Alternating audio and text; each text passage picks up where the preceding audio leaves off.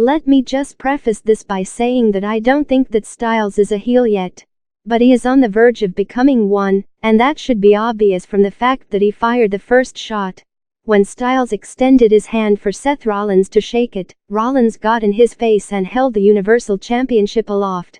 I think we will see a slow burn process where Styles gradually taps into the dark side of his character, because he gets pushed by Rollins. Rollins may have come up in much the same way as Styles, but he is clearly the bigger star of the two in WWE right now. The fact that he lost his temper first is a clear indication of the fact that Styles will go heel very soon. I mean, it could all be a swerve that's leading us to believe one thing, but actually is another. But I don't think that's really the case. If you actually consider the facts, Seth Rollins has been chasing for the gold in recent times against Brock Lesnar. He fought against the odds and became the hottest thing on the Red brand. Sure, he did hold the Intercontinental Championship, but let's be honest, he was always ready to be the face of Raw. On the other hand, Styles has been the champion for most of his run on SmackDown Live. Sure, he's been a good champion, who's always put on good matches, but the fact of the matter is that Rollins is more popular. It was evident this week when he received the louder pop.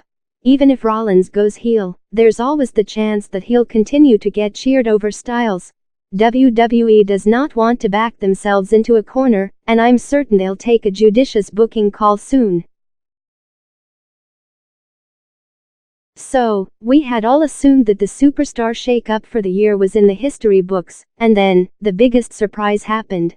Luke Gallows and Carl Anderson would show up on Raw this week to take on the Usos in a match. There is absolutely no reason for them to come to the Red brand, unless a heel turn is in the work for Styles. Sure, they can be a babyface faction, but it doesn't make sense in a division where there is literally no babyface team to fight against. I wonder if the original plan was for Rollins, Reigns and Ambrose to fight with the club, over an extended period. Maybe the departure of Dean Ambrose threw a spanner into the works, and the plans had to be changed and modified.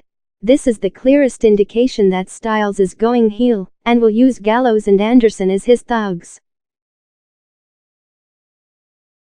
Sure, there are several exceptions through history, but WWE, for the most part, prefers to have fights between good and evil forces. This simple concept connects with audiences across the world, and fans can always root for good over evil.